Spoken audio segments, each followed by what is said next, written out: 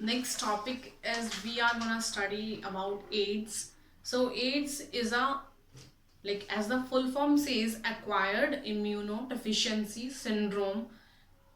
So this is an acquired immunodeficiency syndrome. अगर मैं split करूँ terms को तो acquired यानी कि हमने acquire किया है, हमें कोई genetic नहीं है कि हमने inherit किया है. This is acquired. Immuno it means it is related to the immune system. Deficiency यानी कि कहीं ना कहीं immune system की वो फंक्शनिंग नहीं हो पा रही है, वो डेफिशिएंसी हो गई है. एंड सिंड्रोम किसे कहा जाता है? अ ग्रुप ऑफ डिजीज, यानी कि कई सारे डिजीज अगर हमें हो रही हैं तो उसके ग्रुप को मिला के हम बोलते हैं syndrome. So AIDS is the acquired immunodeficiency syndrome. So इसका सबसे पहले हम कॉजेटिव एजेंट पढ़ लेते हैं कि किससे होता है. बेसिकली हमने सुना होगा ना HIV एड्स, तो HIV इसका कॉजेटिव एजेंट होता है. HIV की full form human immuno deficiency virus. तो मतलब जो कि ह्यूमंस में इम्यून की डेफिशिएंसी कर देता है वो वायरस. तो HIV virus causes the AIDS. Basically ऐसा नहीं होता है कि अगर आज आपको इन्फेक्शन हुआ है तो कल आपको एड्स हो जाएगा. ये इट वेरी करता है पर्सन टू पर्सन कि किसी में कुछ मंथ्स में डेवलप हो सकता है और किसी में कुछ ईयर्स तक लग सकते हैं, इवन 10 to 15 ईयर्स. कि अगर आज इन्फेक्शन हुआ है HIV से तो 10 से 15 साल बाद मुझे एड्स होगा, ऐसा हो सकता है इन पर्सन टू पर्सन, या फिर कुछ महीनों में भी हो सकता है. So HIV AIDS is a like curable. अगर एड्स तक स्टेज आ जाती है तो क्योरेबल नहीं है. HIV को फिर भी हम ट्रीट कर सकते हैं रिट्रोवायरल थेरेपी से. तो बेसिकली हम पढ़ लेते हैं कि क्या होता है कि एक डेथ तक की स्टेज आ जाती है अगर एड्स हो जाता है. तो AIDS is a basically complex of disorder, क्योंकि जैसे कि इसके नाम में है सिंड्रोम, तो बहुत सारी डिजीज हो जाती हैं. क्यों हो जाती है? क्योंकि बेसिकली जो पर्सन का इम्यून सिस्टम है वो फंक्शन नहीं कर पाता, जो कि कॉमन डिजीज है उसे वो भी पकड़ने लगती हैं और उसकी वजह से अल्टीमेटली उसकी डेथ तक स्टेज आ जाती है. सबसे पहले अगर हम देखें तो इसका ट्रांसमिशन कैसे होता है, mode of transmission of the AIDS virus. So सबसे पहला और सबसे जो कि है that is the transmission through the sexual contact. तो बेसिकली इसका फ्लूइड ट्रांसमिशन के थ्रू होता है कि मतलब अगर फ्लूइड ट्रांसफर होता है from the infected person to the healthy person तो HIV का इन्फेक्शन हो सकता है. तो the most commonest is the sexual intercourse, जिसमें कि सीमेन जाता है from the male to the female. ऐसा नहीं है कि मेल से फीमेल में ही हो सकता है, फीमेल टू मेल में भी इन्फेक्शन हो सकता है. So the sexual intercourse is the route of the transmission. Second method is the use of infected needles. क्योंकि ब्लड में भी हमारे इन्फेक्शन है, तो अगर मेरी यूज की हुई नीडल्स कोई दूसरा पर्सन यूज कर रहा है, मीन्स द इन्फेक्टेड पर्सन की कोई हेल्दी पर्सन यूज कर रहा है, तो उसमें एड्स हो सकता है. I am using AIDS, so do not confuse it. Basically HIV हो सकता है क्योंकि एड्स तो एक लास्ट स्टेज में आती है, तो हम कह सकते हैं कि उसको HIV इन्फेक्शन हो सकता है. ऐसा जरूरी नहीं है कि जिसको HIV इन्फेक्शन है वो एड्स तक की स्टेज पर पहुंचे. AIDS is the last stage. So this is the second route of transmission कि इन्फेक्टेड नीडल से कैसे हो सकता है. और तीसरा है ब्लड ट्रांसफ्यूजन. कुछ लोग होते हैं जिनको कंटिन्यूसली ब्लड ट्रांसफ्यूजन की जरूरत पड़ती है, जैसे कि पहला डायलिसिस पे जो लोग होते हैं, या फिर कोई ल्यूकीमिया से सफर कर रहा है, यानी कि ब्लड की कोई प्रॉब्लम है, कैंसर है, कोई ब्लड कैंसर, तो उनका बार बार ब्लड ट्रांसफ्यूजन किया जाता है. तो अगर कोई इन्फेक्टेड ब्लड ट्रांसफ्यूज हो गया तो उस पर्सन को HIV इन्फेक्शन हो सकता है. सो और जो दूसरा फोर्थ मेथड मैं बोलूँ तो IV ड्रग अब्यूजर्स में होता है, इंट्रावेनस ड्रग अब्यूजर. क्योंकि वो लोग क्या करते हैं कि एक ही निडल से कई लोग एक ही निडल से मतलब constantly they are using the needles और शेयरिंग होती है उनमें. जब वो ड्रग्स करते हैं तो उनमें बहुत कॉमन हो जाता है ये, उनके चांसेस बढ़ जाते हैं, वो ज़्यादा ससेप्टेबल हैं for this the HIV infection.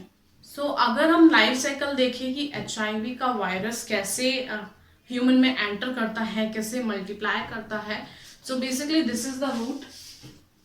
सो जो सबसे पहले HIV इन्फेक्शन जैसे ही एंटर करता है वायरस, तो उसको मैक्रोफेजेस कैप्चर करते हैं. जैसे कि हमने इम्यूनिटी में पढ़ा था कि सेलुलर बैरियर में हमारे मैक्रोफेजेस जो भी कोई ऑर्गेनिज्म आता है उसको कैप्चर करते हैं, उसको डिस्ट्रॉय करने का ट्राई करते हैं। सो यहीं पे ये HIV वायरस शुरू होता है कि HIV वायरस की क्या फीचर है कि ये होस्ट की मशीनरी लेके उसको बेसिकली हाईजैक कर लेता है। सो होस्ट की मशीनरी को इसने हाईजैक किया और उसे अपने फायदे के लिए यूज करना।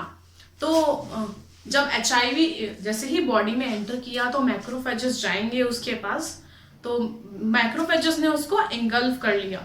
तो फिर क्या होता है, फिर देखिए, तो HIV का वायरस बेसिकली अपना RNA जीनोम ट्रांसफर कर देता है इनटू द मैक्रोफेजेस। सो इसके बाद रिवर्स ट्रांसक्रिप्टेज एंजाइम के थ्रू ये अपने इसके पास RNA होता है, तो RNA से बनाएगा DNA copy. Reverse transcriptase enzyme के थ्रू एक यूजुअली क्या होता है DNA से RNA बनता है, लेकिन इसमें क्या होगा, रिवर्स ट्रांसक्रिप्टेज है तो RNA से DNA बनेगा और जो वायरल DNA प्रोड्यूस हुआ है वो ह्यूमन जीनोम में इंटरमिक्स हो जाता है, तो ये it incorporates into the host DNA।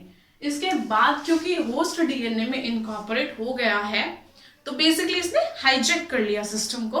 अब ये अपनी वायरल कॉपीज प्रोड्यूस कर सकता है, तो ये अपनी वायरल कॉपीज प्रोड्यूस करना शुरू कर देता है, अपने RNA बनाएगा, अपना प्रोटीन कोड बनाएगा। बेसिकली इसने RNA बनाया, प्रोटीन कोड बनाया, इसके बाद ये उससे बाहर निकल जाता है उसको बर्स्ट करके सेल को, और जो उसका नेक्स्ट टारगेट है that are CD4 cells. CD4 basically T lymphocytes होती हैं, जो कि हमने आई थिंक इम्यूनिटी में हमने पढ़ा था। तो T लिम्फोसाइट को ये इन्फेक्ट करता है, और एड्स में क्या होता है कि CD4 काउंट बहुत कम हो जाता है, यानी कि जब एड्स की स्टेज आती है, लास्ट स्टेज जो बोलते हैं, तो उसमें CD4 काउंट 50 से भी नीचे रह जाता है, तो उसको हम बोलते हैं लाइक द फाइनल और the last stage of the AIDS. उसमें बॉडी किसी भी इन्फेक्शन से फाइट करने के लिए कैपेबल नहीं रहती। तो बहुत सारे अपॉर्चुनिस्टिक इन्फेक्शन जो है वो आ जाते हैं, जो कि कॉमनली अभी नहीं हो सकते, अभी भी वो सराउंडिंग में है, लेकिन वो इन्फेक्शन नहीं कर सकते because of my body's ability to fight infection, that is immunity. लेकिन उसमें क्या होता है कि इम्यूनिटी ही खत्म हो गई, तो जो नॉर्मल इन्फेक्शन भी थे वो भी इन्फेक्ट करने लगेंगे बॉडी को, जो कि यूजुअली नहीं कर सकते थे। सो this is the life cycle of the HIV virus, because it is a virus. तो ये यूजुअली एनवायरमेंट में तो डेड रहता है, लेकिन अगर किसी सेल में एंटर कर गया तो ये लिविंग बन जाता है। इसके पास केवल दो चीजें हैं, प्रोटीन कोड है और जीनोम है। तो बेसिकली इसका जीनोम जो है वो इज द पॉजिटिव फैक्टर, वो हाईजैक करेगा। बेसिकली टेररिस्ट एक्टिविटी है कि इसने सिस्टम को हाईजैक कर लिया और उससे अपने काम ये करा रहा है। हमारी बॉडी ही हमारे अगेंस्ट हो गई, वही ही वायरल RNA और प्रोटीन कोड बना रही है। सो इसकी थेरेपीज में बात करें तो एंटी रिट्रोवायरल थेरेपी दी जाती है। तो बेसिकली वो क्या करती है, जो रिवर्स ट्रांसक्रिप्टेज एंजाइम है उसको ब्लॉक कर देती है। क्या होता है कि हम पर्सन की प्रोलॉन्ग कर सकते हैं लाइफ, पर basically death is inevitable is the thing. इसके बाद आता है इसका important thing is the diagnostic method. तो डायग्नोस्टिक मेथड इसका है ELISA.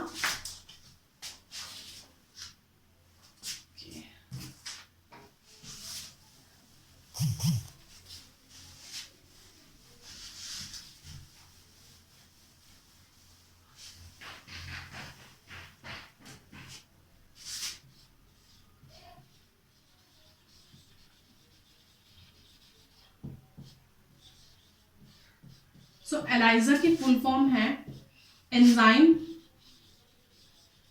Linked immuno sorbent assay. So इसका डायग्नोसिस कैसे किया जाता है, एलाइजा टेस्ट के through. ELISA is the enzyme linked immunosorbent assay. तो एलाइजा टेस्ट किया जाता है जिसकी वजह से हम पता कर सकते हैं whether there is HIV infection और not in the early stage also.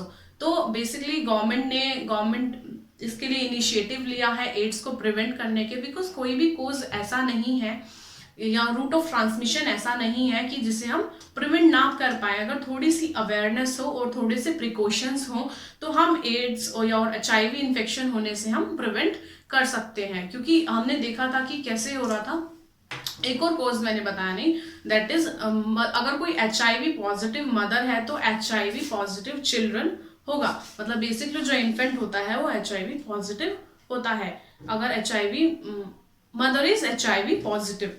सो अगर हम बात करें प्रिवेंशन की, तो प्रिवेंशन कैसे किया जा सकता है? जो नेशनल एड्स कंट्रोल ऑर्गेनाइजेशन है, that is NACO. So NACO is basically national AIDS control organisation. उन्होंने कुछ गाइडलाइंस बनाई हैं, WHO ने बनाई है, वर्ल्ड हेल्थ ऑर्गेनाइजेशन ने, एड्स को लेके कि कैसे कैसे इसको प्रिवेंट किया जा सकता है। तो HIV इन्फेक्शन प्रिवेंट करने की कुछ मेजर्स हैं कि first is the safe sex practice.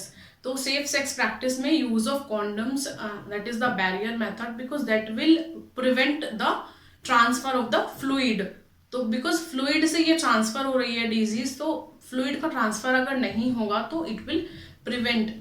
So basically the free distribution of the condoms was the main thing that the government adopted. इसके बाद से उन्होंने मैंडेटरी किया कि single use needles, single and the disposable use of needles.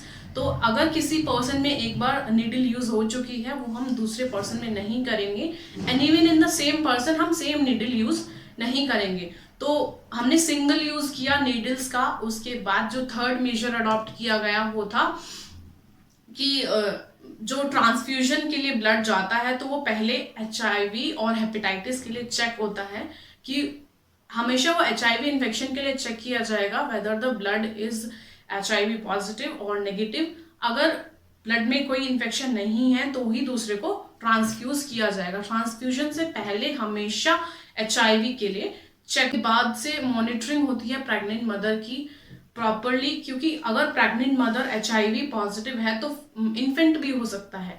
तो इसीलिए हम monitoring करते हैं मदर का, हमेशा HIV टेस्ट कराया जाता है इन द प्रेगनेंसी के स्टार्टिंग में ही कराया जाता है, तो जिससे कि हम जल्दी से जल्दी उसकी रिट्रोवायरल थेरेपी शुरू कर सके, जिससे कि वो इन्फेंट में ना हो।